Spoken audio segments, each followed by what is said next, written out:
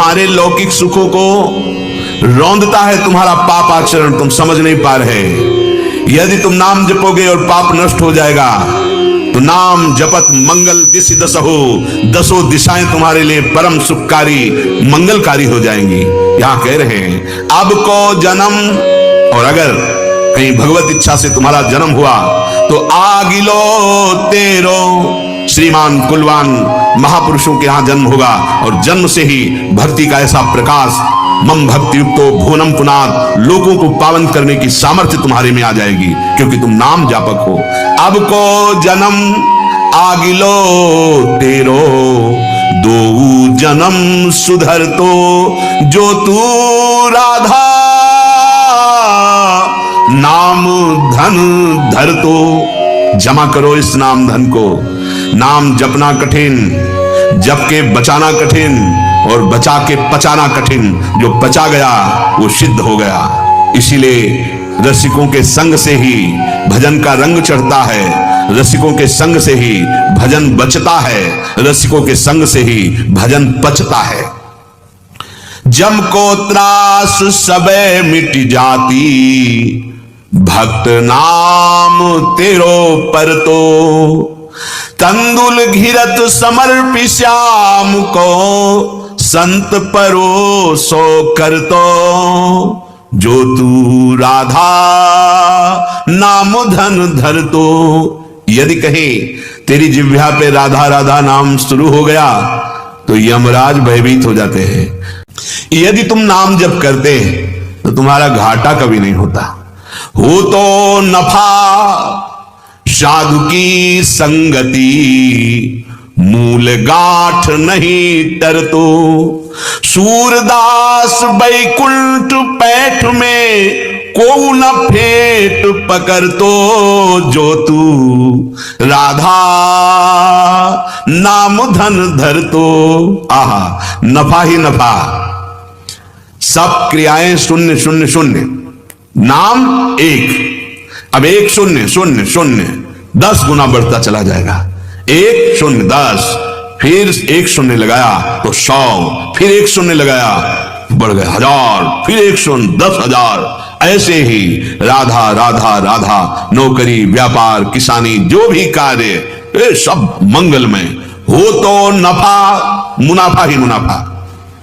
अगर हमको 1 घंटे में 1 लाख रुपया मिला और 1 घंटे में नाम नहीं चला तो हानि हरिवंश के नाम अंतर परे, लाभ हरिवंश उच्चरत बानी। क्या नफा मिला तुम्हें? बोले 1 लाख रुपए। क्या करोगे? अरे विषय सामग्री भोगेंगे। किसके लिए? शरीर के लिए। फिर क्या होगा? अंतिम निर्णय में शरीर नष्ट होने वाला है। आज नहीं तो कल पता नहीं कब छूट जाए। फिर तुम्हारा ये बैंक बैलेंस, तुम्हारा ये स्वस्थ शरीर किस काम आएगा? क्योंकि जो लाभ लेना था अविनाशी लाभ, वो तो बोला ही नहीं राधा राधा राधा। चाहे जितना परिणाम में बैठकर इस समय वृंदावन की भूमि में देखिए, उस दिन की याद कीजिए जिस दिन आपको यहां से इस ऑफिस खाली करने का आदेश आ जाएगा और जाना पड़ेगा। बड़े प्यार से पाले हुए पुत्र, बहुत प्यार की हुई पत्नी या पति, बहुत मेहनत से बनाया हुआ मकान और खून पसीना करके कमाई हुई संपत्ति यहीं रह जाएगी और ये शरीर भी छूट जाएगा। सोचो उस दिन के लिए तुम्हारे पास क्या है। तभी भयभीत हो जाते हो मृत्यु का नाम सुन करके। क्यों? जो कुछ फैलाया है वो तो सब छूट रहा है। अब क्या? अब तो खाली ही हाथ जाना होगा। जो पाप किए हैं, जो सुकृत किए हैं, बस वही तुम्हारे साथ है। पाप और पुण्य दोनों बंधन हैं, लेकिन दोनों बंधनों से मुक्त करके जो अविनाशी सुख इस लोक और परलोक में, वो है नफा। क्या? राधा राधा राधा। हो तो नफा नफा हुआ, लाभ हुआ। कितना लाभ? अमोघ लाभ। एक बार बोला राधा, अब इसका त्रिकाल में नाश नहीं होगा और इसका फल स्वयं श्री कृष्ण चंद्र कहते हैं। पूज्य भाई जी महाराज उनके हृदय की बात कह रहे हैं कि अगर मुझे खरीदना है तो मेरा स्पष्ट मूल्य है राधा राधा राधा, मुझे खरीद सकते हो। श्री कृष्ण चंद्र जी कहते हैं, पूज्य भाई जी महाराज ने अपने पद में लिखा है। हो तो नफा, सब नफा चाहते हैं, घाटा कोई बर्दाश्त नहीं करता, लेकिन आप केवल चल ही नहीं रहे। कबीरा सब जग निर्धना, धनवंता नहीं कोई। धनवंता सोई जानिए, जाके राम नाम धन होए।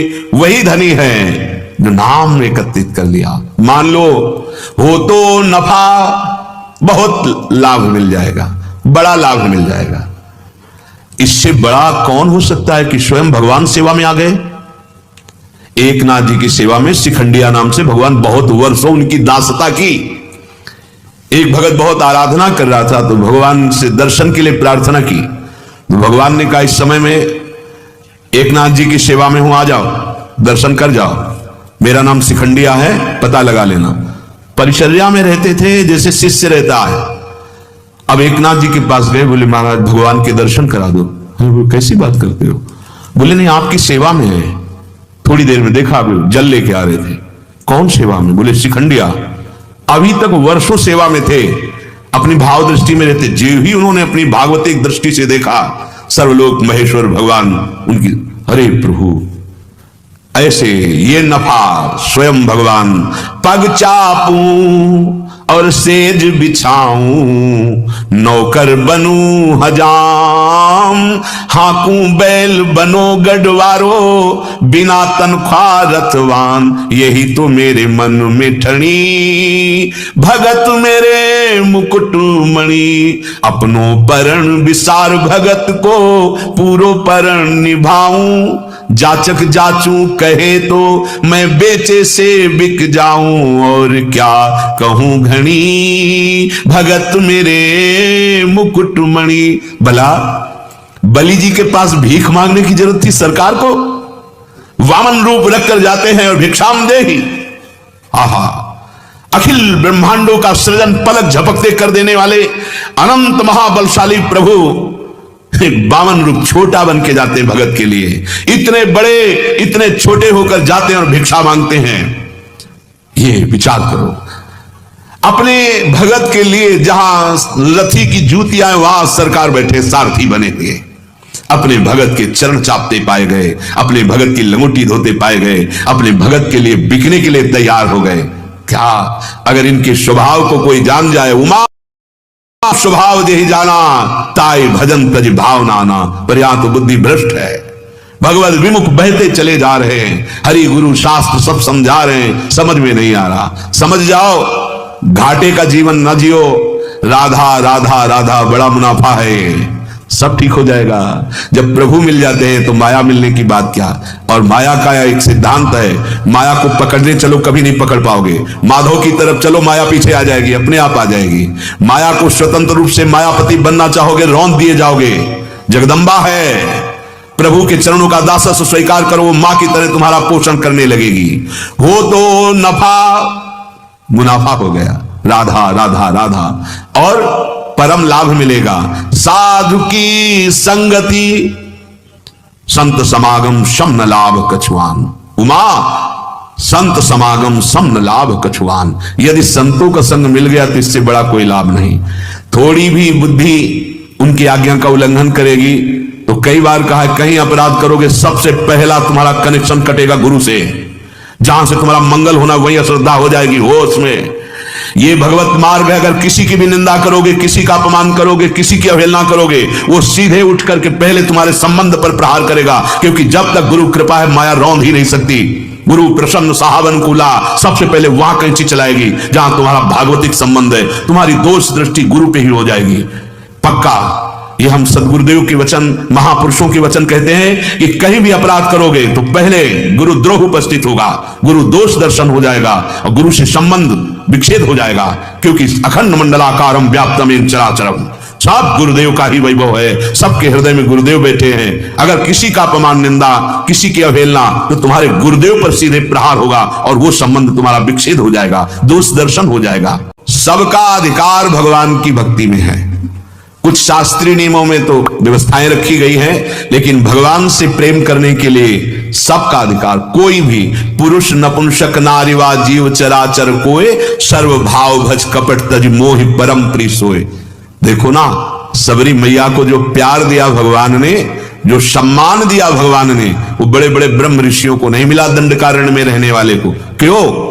यही दरबार दीन को आदर रीति सदा चली आई। अत्यंत दैन्यता, अत्यंत गुरु निष्ठा, गुरु वचन पर विश्वास, भगवान आएंगे, भगवान आए और सबरी जी की स्तुति की। ये जो नवधा भक्ति है ये उपदेश नहीं कर रहे, क्योंकि शबरी जी थोड़ी ही देर बाद भगवान के सामने ही परम धाम पधार जाती है, तो उपदेश दिया जाता है जो आचरण में लगे।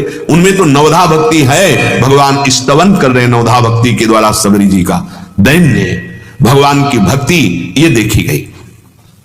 जे अस भगति जादि परिहर ही, केवल ज्ञान हेतु श्रम करही, ते जड़ काम धेनु ग्रह त्यागी, खोजत आकु फिरहि पै लागी।